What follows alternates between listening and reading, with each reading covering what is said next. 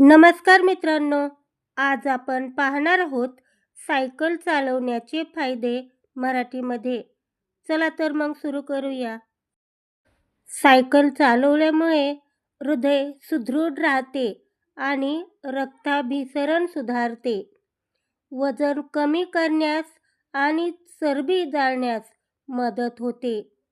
पायांचे स्नायू मजबूत आणि लवचिक बनतात. मानसिक ताण कमी होऊन मन प्रसन्न राहते. फुफ्फुसांची क्षमता वाढते आणि श्वसन सुधारते.